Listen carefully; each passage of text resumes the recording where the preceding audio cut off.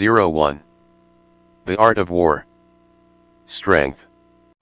02.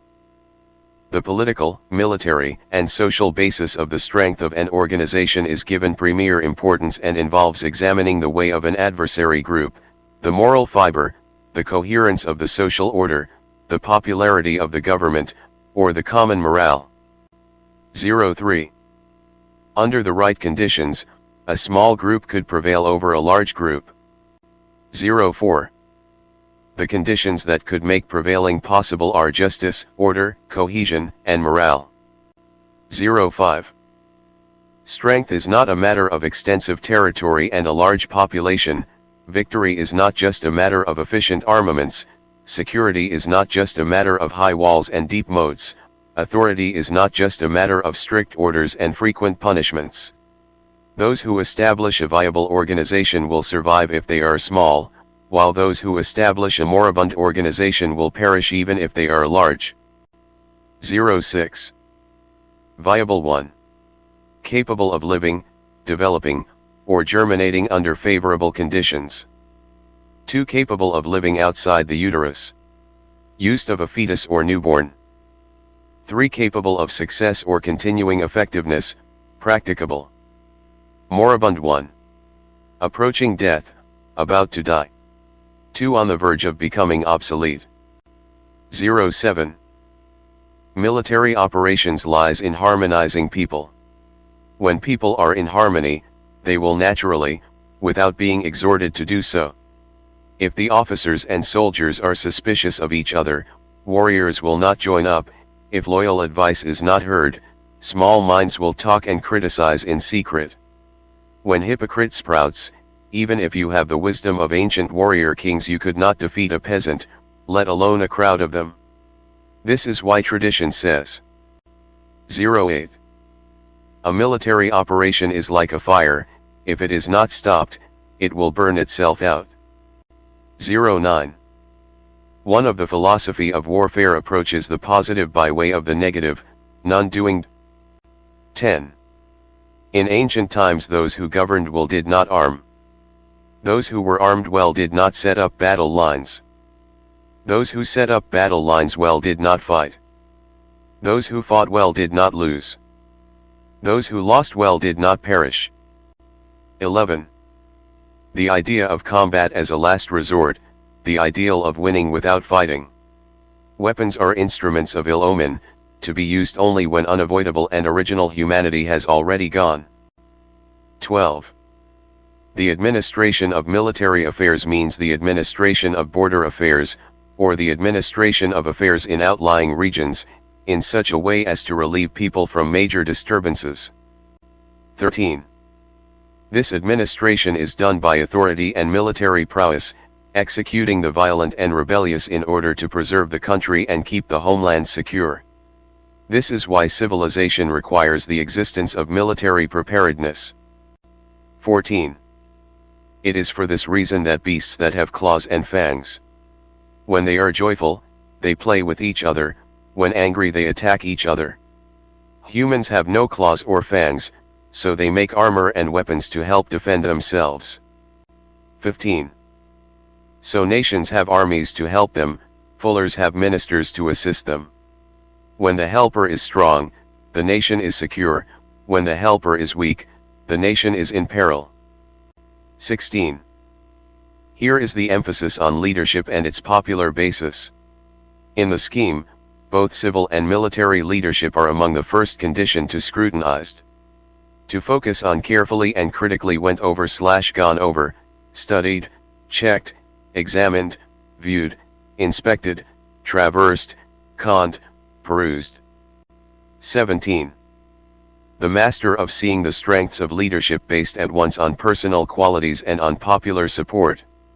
Though, power was moral as well as material, and it was believed that moral power manifested in self both as self-mastery and as influence over others. 18. To explain the strength of a national defense force it is written, this in turn depends on the generals entrusted with military leadership. A general that is not popular is not a help to the nation, not a leader of the army. 19. A general who is not popular according to another way of reading the characters, denies the people. 20. The unity of wills as a fundamental source strength, and the minimalist philosophy of warfare is a natural outgrowth of the central idea of common interest. 21. The sage warrior concerned for the body of society as a whole. Weapons are instruments of ill omen, to be used only when it is unavoidable. 22. Follow closely the emphasis on avoiding action without strategy as well as action without need. 23. The way to use weapons is to carry out operations only after having first determined my strategy. 24. Carefully examine the patterns of the climate and terrain, and look into the hearts of the people. 25. Train in the use of military equipment, make patterns of rewards and punishments clear. 26. Observe the strategy of opponents. 27. Watch out for dangerous passes en route. 28. Distinguish places of safety and danger. 29. Find out the conditions of both sides. 30. Be aware of when to advance and when to withdraw. 31. Adapt to the timing of circumstances. 32. Set up defensive measures while strengthen my attack force. 33. Promote soldiers for their ability. 34. Draw up plans for success. 35. Consider the matter of life and death. 36. Only when I have done all this can I send forth armies entrusted to generals that will reach out with the power to capture opponents. 37. Speed and coordination, central to success in battle, is derived not only from strategic preparedness, but from the psychological cohesion on which leadership depends. 38. A general is a commander, a useful tool for a nation. First determining strategy, then carrying it out, his command is as though borne afloat on a torrent, his conquest is like a hawk striking its prey. Like a drawn bow when still, like a machine starting up in action, he breaks through wherever he turns, and even powerful enemies perish.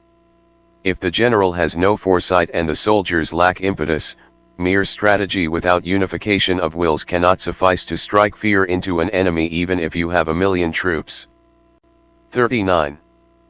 The training and mood of warriors derive tradition, have no hard feeling toward anyone who has not shown me enmity, do not fight with anyone who does oppose me. 40. Way.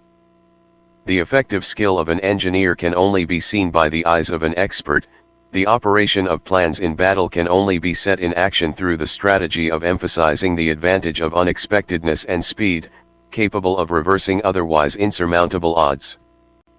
41. Planning should be secret. 42. Attack should be swift. 43. When an army takes its objective like a hawk striking its prey, and battles like a river broken through a dam, its opponents will scatter before the army tries. This is the use of the momentum of an army. 44. The main points of emphasis in the classic teaches is how to assess situations in a dispassionate manner. 45. Stress the advantage of carefully calculated action. 46. Here is warning about the poor planning, wasteful action, and wasteful personnel. 47. A country is exhausted when it must buy its supplies as high prices, and is impoverished when it ships supplies long distances. Attacks should not be repeated. Battles should not be multiplies. Use strength according to capacity. Aware that it will be spent with excessive use. 48. Get rid of the worthless, and the country can be peaceful. 49. Get rid of the incompetent, and the country can be profited. 50. To give victory to the unfathomable. A skilled attack is one against which opponents do not know how to defend. 51. To give victory to the unfathomable. A skilled defense is one which opponents do not know how to attack. 52. To give victory to the unfathomable, therefore those skilled in defense are not so because of fortress walls. 53. High walls and deep moats do not guarantee security, while strong armor and effective weapons do not guarantee strength. 54. If opponents wants to hold firm, attack where they are unprepared. 55. If opponents want to hold to establish a battlefront, appear where they do not expect you.